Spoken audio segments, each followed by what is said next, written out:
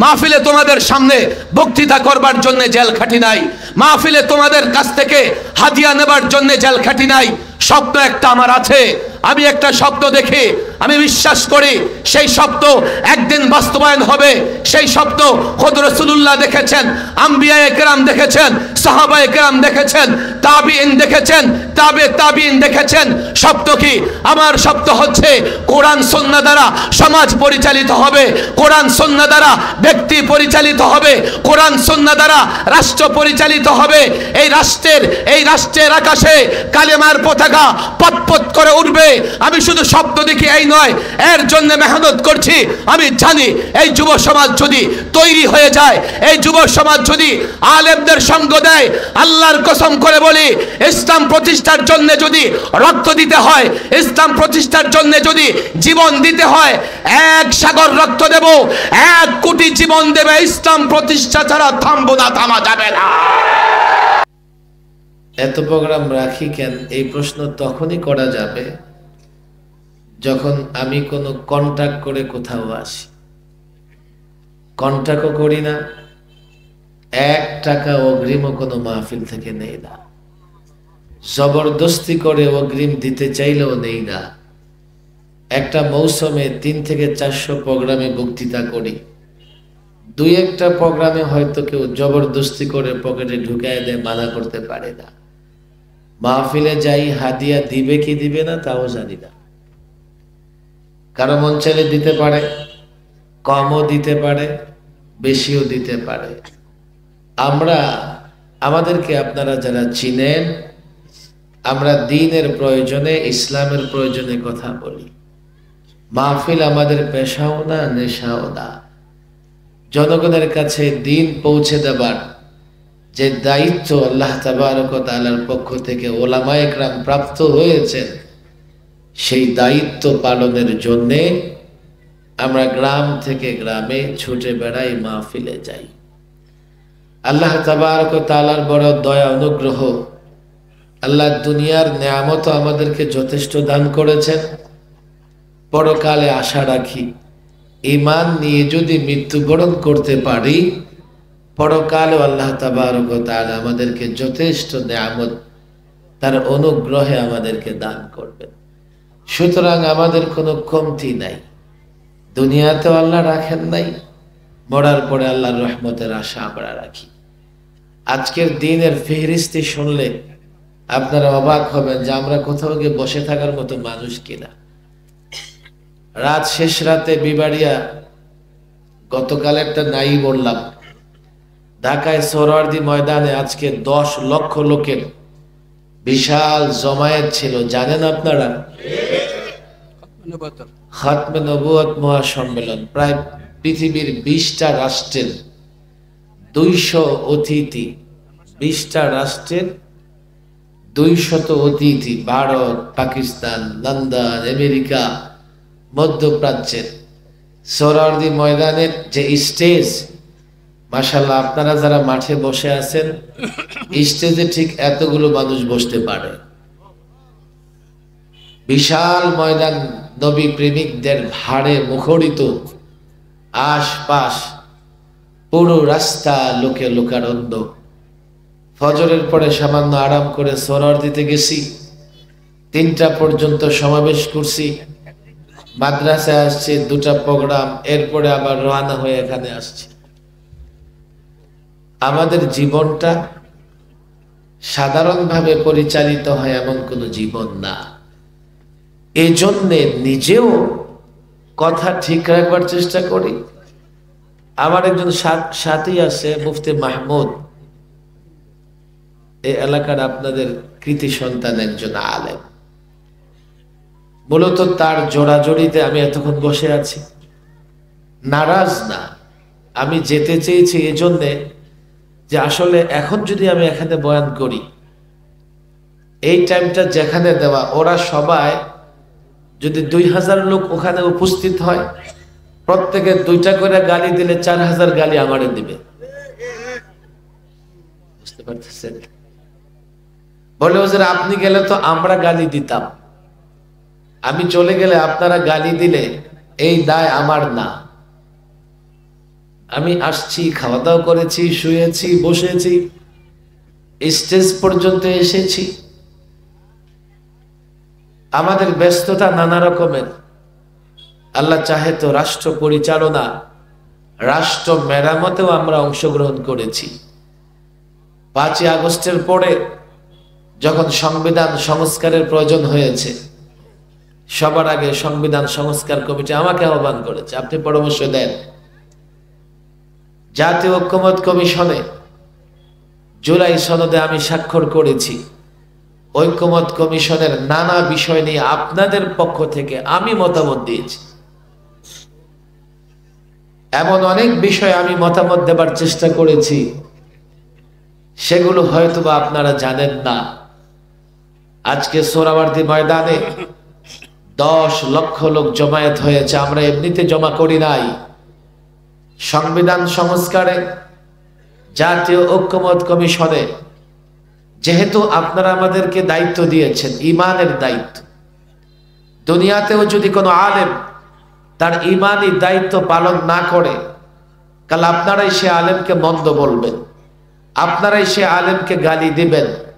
এটা তো দুনিয়াতে, মরার পরে এই মুসলমানেরা আমাদের টেনে ধরবে, আল্লাহর দরবারে অভিযোগ করবে, আলেমদের বিরুদ্ধে অভিযোগ করবে। আলেমরা আমাদের সতর্ক করে নাই, আলেমরা আমাদেরকে পথ প্রদর্শন করে নাই, আলেমরা আমাদের সামনে সত্য তুলে ধরে নাই, আলেমরা আমাদেরকে সাদাকে সাদা হিসেবে ট্রিট করে নাই, আখ্যায়িত করে নাই, কালোকে কালো হিসেবে আখ্যায়িত করে নাই। আমি যতই আমল করি না কেন, যতই পরহেজগার হই না কেন, আল্লাহর সামনে সেদিন আপনার প্রশ্নের আমি জবাব দিতে পারবো না।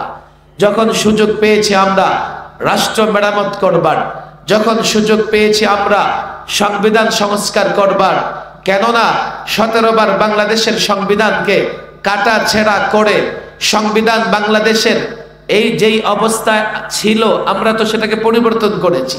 17 বার এই সংবিধানকে সংশোধন করে এমন করে দেওয়া হয়েছিল এই সংবিধানের অধীনে কোনো মুসলমান বসবাস করতে পারবে না, এই সংবিধান মানলে কারো ঈমান টিকবে না।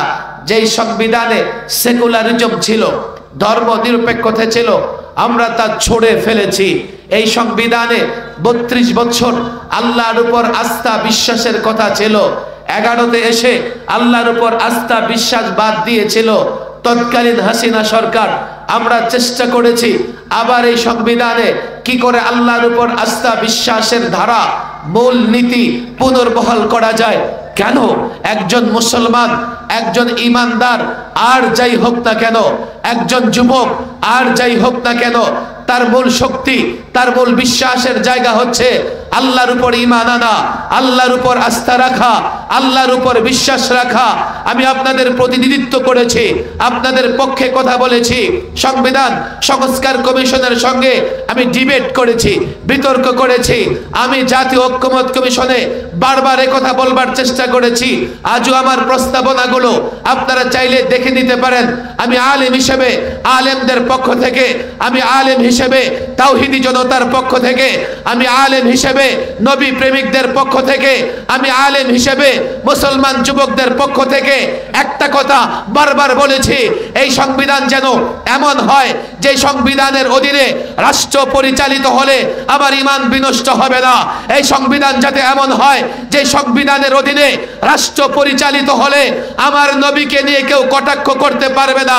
আমি পরিষ্কার বলেছি, স্পষ্ট ভাষায় বলেছি, প্রায় দেখা যায় বাংলাদেশে আল্লাহর নবীকে নিয়ে কেউ কটূক্তি করছে, প্রায় দেখা যায় সামাজিক যোগাযোগ মাধ্যমে কেউ আল্লাহর নবীকে গালি দিচ্ছে, কটাক্ষ করছে। বারবার বলার চেষ্টা করেছি, এই সংবিধানে এমন একটা আইন করো, এই সংবিধানে এমন একটা ধারা, উপধারা সংযুক্ত করো যাতে কোনো কুলাঙ্গার, কোনো কাফের, কোনো বেঈমান আল্লাহর নবীকে নিয়ে কটূক্তি করতে না পারে, যাতে কোনো বেঈমান আল্লাহর নবীকে গালি দিতে না পারে। কেন জানো? আমি জানি এদেশের মুসলমান যুবক হয়তোবা মসজিদে যায় না, নামাজ ঠিক মতো পড়ে না, টুপি দেয় না, দাড়ি রাখে না, কিন্তু এদেশের প্রত্যেকটা যুবক নিজের জীবনের চাইতে, জানের চাইতে আল্লাহর নবীকে মহব্বত করে, আল্লাহর নবীকে ভালোবাসে। আমি যুবকদের ঈমান পালস তাদের হাত বুঝে বারবার বলেছি, এটা আমাদের দায়িত্ব ছিল, আপনাদের পক্ষ থেকে পরিষ্কার ঘোষণা করেছি। আজকে সোহরাওয়ার্দীতে কেন সমাবেশ করতে হয়েছে আমরা বলেছি, কাদিয়ানীরা আল্লাহর নবীর ইজ্জতের চাদর দিয়ে টানাটানি করে, কাদিয়ানীরা আল্লাহর নবীর মর্যাদা দিয়ে টানা হেচ্ছা করে, এই কাদিয়ানীদেরকে রাষ্ট্রীয়ভাবে অমুসলিম ঘোষণা করতে হবে।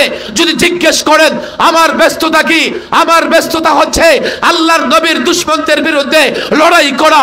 আমার ব্যস্ততা কি, আমার ব্যস্ততা হচ্ছে তাগুতের বিরুদ্ধে লড়াই করা। আমার ব্যস্ততা হচ্ছে এদেশের সাধারণ মুসলমানদের ঈমান নিয়ে যেন কেউ টানা হেচ্ছা করতে না পারে।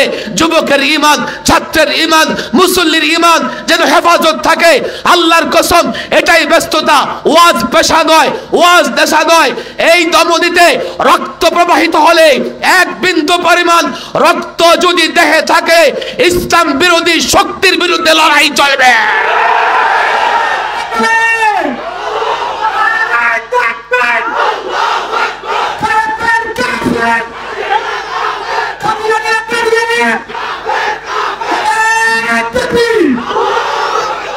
পরিষ্কার বলি, 16 বছরে কয়বার জেলখানা দেখছেন বলেন?